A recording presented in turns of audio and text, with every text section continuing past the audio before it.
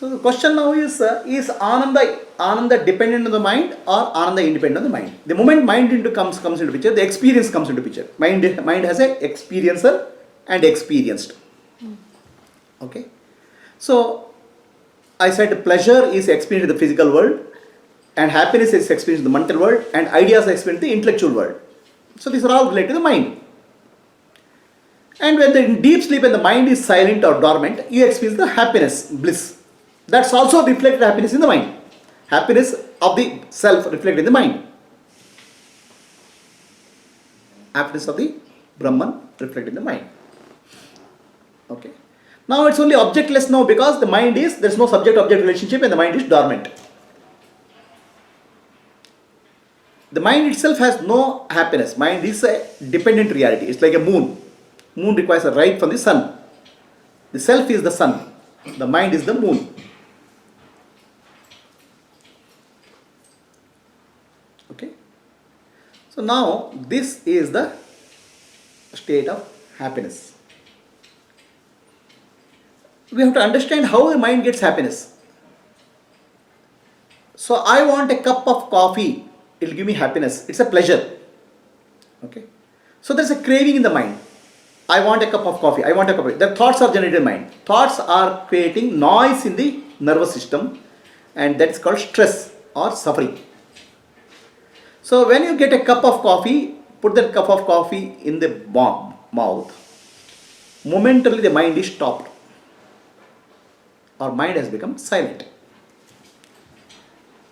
Because now there is no more craving, because the object of craving, the coffee is in your mouth. So then when the mind is silent, mind is like a still lake which is not disturbed. So the reflection of the self, Atma, is maximum in that such a mind. So now that reflection is what we call as pleasure, momentarily. After that again mind starts stirring, mind starts moving. The moment mind starts moving, the reflection is affected. So happiness is gone. But the source of happiness, which is the self, nothing has happened. Unchanged. Reflection of sun is there in the water. Water is moving, then you cannot see the reflection. The moment the water is silent, the reflection is maximum. Right? So like that, just moved away. From that perspective, okay, the pleasure, happiness, all those things are temporary, the mind becoming silent. And we confuse that happiness. Oh, I got happiness because of a cup of coffee. What you don't realize is that you didn't get happiness because of a cup of coffee. Cup of coffee is object, it cannot give you happiness. Mind became silent and happiness appeared from the self.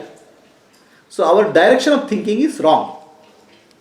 Okay, Upanishad is only pointing out the source of happiness is the self, not the object. Okay, and whatever happiness you get from the objects of the world is not even a drop in the ocean of happiness called Brahman.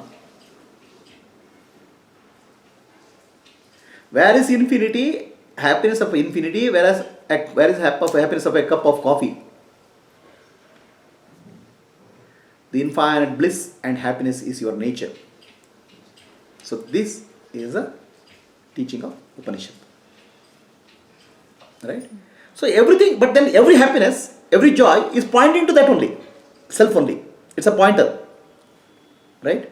But only it's a pointer. Happiness because of a cup of coffee, happiness because of music is all one drop in the ocean of happiness called Brahman. One drop. Brahman is infinite. How that infinite happiness can be compared with one cup of coffee or one song of music? And you are that source of that infinite happiness. Realize that. That's why Upanishads say, Mukta, be free from the understanding that my happiness is coming from the objects. Happiness is your essential nature of the self.